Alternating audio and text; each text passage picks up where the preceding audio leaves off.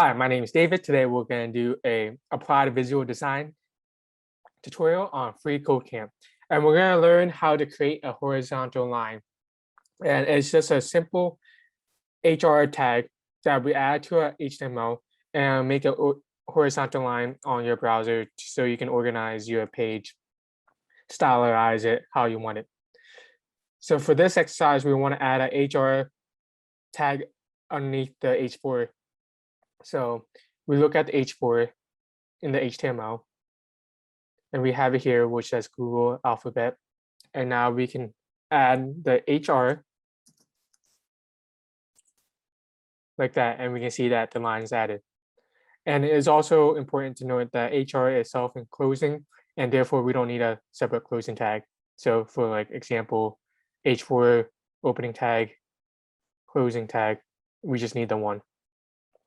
And that's it. Thank you.